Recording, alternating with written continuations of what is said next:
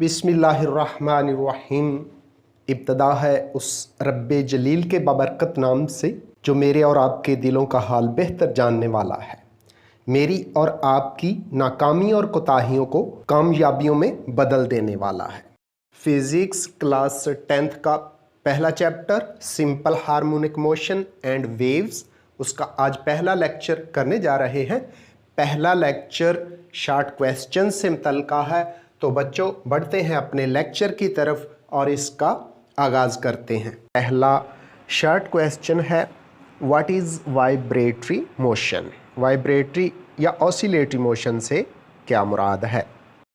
इस सवाल का जवाब कुछ यूँ है। First, in English, to and fro motion of a body from its mean position is called vibratory और ऑसिलेटरी मोशन। अब उर्दू में भी सुन लें। किसी जिस्म की अपनी वस्ती पोजीशन से आगे पीछे दोहराई जाने वाली मोशन को वाइब्रेटरी मोशन या ऑसिलेटरी मोशन कहते हैं। अगला शॉर्ट क्वेश्चन है, what is Hooke's law. Hook का कानून क्या है। तो इसका आंसर सुन लें। ये स्प्रिंग से बंधे हुए जिस्म के लिए है। According to Hooke's law, the force applied on the spring produces extension in the spring. This extension produced in the spring is directly proportional to the applied force. Mathematically, F is equal to minus kx. Here, F is the force, k is constant, x is displacement or extension produced in the spring. The minus sign shows that the direction of the motion is towards the mean position. अब यही definition Urdu में भी सुन लें। जब किसी spring पर force लगाई जाती है तो उसमें डिस्प्लेसमेंट प्रोड्यूस होता है, उसकी लंबाई में इजाफा होता है।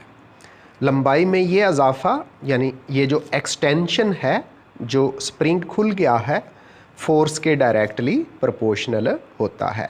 इसकी मैथमेटिकल फॉर्म जो रियाजियाती शक्ल है वो है F is equal to minus K X. F यहाँ फोर्स है, के हुक कांस्टेंट है, हुक का कांस्टेंट है, जबकि x स्प्रिंग के अंदर पैदा होने वाला डिस्प्लेसमेंट है। The next short question is, what is spring constant. Now we define it and write its mathematical form.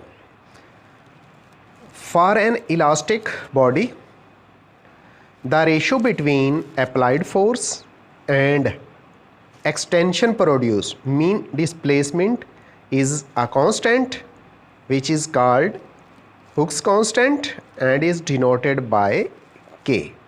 Mathematically, K is equal to F over X. Now in Urdu, किसी elastic जिस्म के लिए जिस्म पर लगने वाली force और जिस्म में पैदा होने वाले डिस्प्लेसमेंट में एक मुस्तकिल निस्बत होती है, एक कांस्टेंट रेशो होती है, जिसे स्प्रिंग कांस्टेंट का नाम दिया जाता है। प्यारे बच्चों, अगला शॉर्ट क्वेश्चन कुछ यूँ है, डिफाइन रिस्टोरिंग फोर्स। आंसर सुन लें। The force that brings the vibrating body towards its mean position is called restoring force. Urdu में भी सुन लें। वो फोर्स जो किसी वाइब्रेटरी मोशन करने वाले जिस्म को वस्ती पोजीशन यानी मीन पोजीशन की तरफ लेकर आती है, रिस्टोरिंग फोर्स कहलाती है।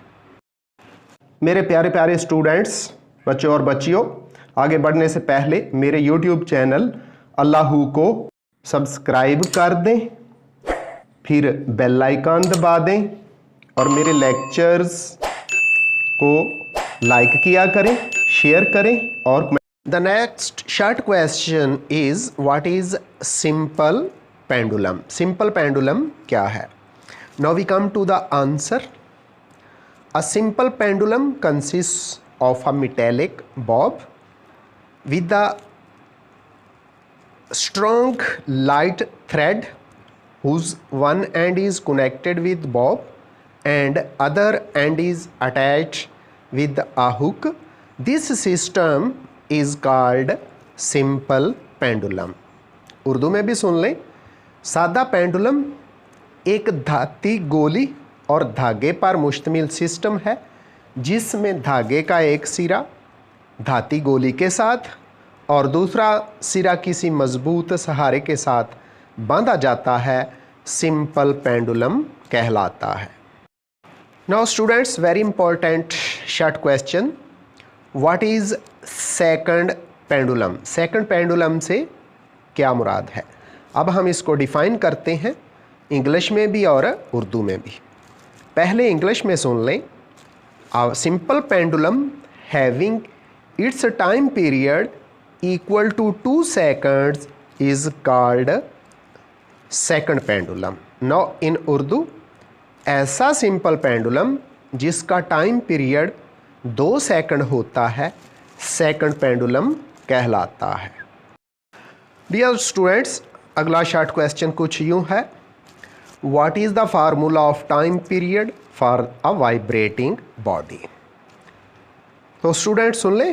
First in English, for spring attached body the time period is T is equal to 2 pi m/k under root.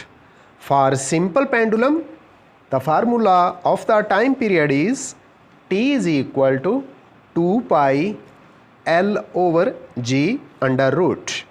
So these are the formulas for the time period both for spring attached body and for a simple pendulum. The next short question is very important. First question is as, what is simple harmonic motion? Simple harmonic motion से क्या मुराद है? Now in English, for simple harmonic motion, the net force acting on the body is directly proportional to the displacement and direction of this force is always directed towards mean position. अब उर्दू में भी सुन लें। जब कोई जिस्म vibratory motion में होता है तो वो फोर्स, वो नेट फोर्स जो उस जिस्म पर अमल करती है, वो डिस्प्लेसमेंट के डायरेक्टली प्रोपोर्शनल होती है और इस फोर्स की डायरेक्शन हमेशा मीन पोजीशन यानी वस्ती पोजीशन की तरफ होती है। तो डियर स्टूडेंट, इसके साथ ही आज का लेक्चर हमारा यहाँ ही क्लोज़ होता है। मुझे मोहम्मद अब्बास को दीजिए इजाज़त। अल्लाह हाफिज़।